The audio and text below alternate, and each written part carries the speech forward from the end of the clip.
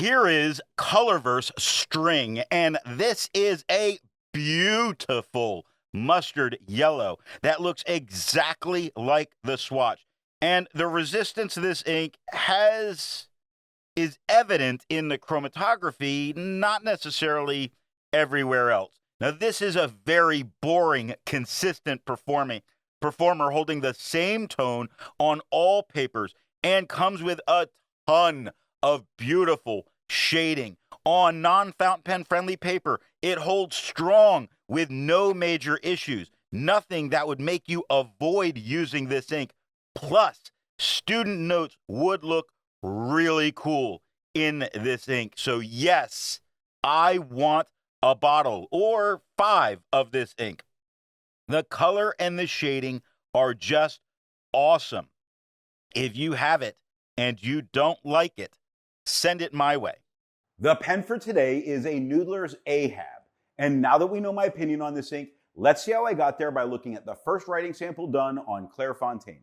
Absolutely gorgeous mustard yellow tone. No feather, no spread, all shading all the time, always looking incredibly great on the page. The tone itself really has me. It's got me. I love this one. Looking at the back of the page, we get no bleeding and no ghosting. More than one ink. So let's take a look at a few other inks. Here is Colorverse Hippocamp. Here is Colorverse Tango. Here is Colorverse Proxima B. Here is Colorverse Hubble Zoom. The second writing sample is done in a Portage Reporter notebook. Here we get the same tone as the Clairfontaine. It does not feather, does not spread, does shade beautifully all the time, just as well as on the Clairfontaine. This, as a color, as an ink, this is something everybody should be trying. It is gorgeous. Looking at the back of the page, we get no bleeding and no ghosting. There's a lot to be learned by doing multiple chromatographies. The one on the left is done the way it's supposed to be done. A line of ink is put down to immediately put into water to show the separation of those colors making the ink. Now the one on the right is marked with a D. This is allowed to dry for 10 minutes before it's put into water. The third writing sample is done in a national brand Steno notebook. Here we get the same tone as the Clairfontaine. It does not feather. It does not spread. It does shade just as well as it does on the Clairfontaine. The tone not being affected by the tone of the paper means that this ink is very opaque.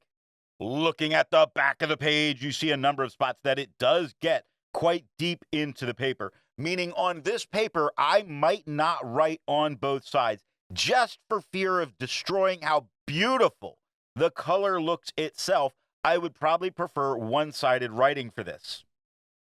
Nothing bled through to touch the page underneath.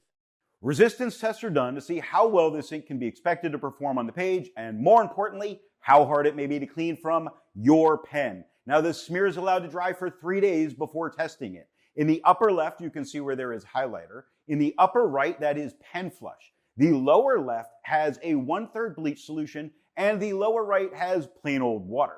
The next writing sample is done in a Rhodia notebook. Once again, we can see that we have the same tone as the Clairfontaine. It does not feather, does not spread, does shade just as well as it did on the Clairfontaine. It does stand out against this quad rule beautifully, allowing the ink to show off and the lines to fade into your memory in the background.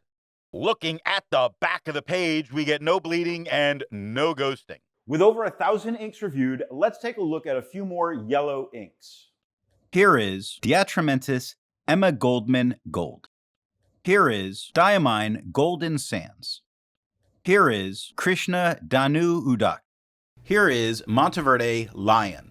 All of the inks that you just saw have a review here on the channel. Now, the next writing sample is done in a Composition Lab notebook.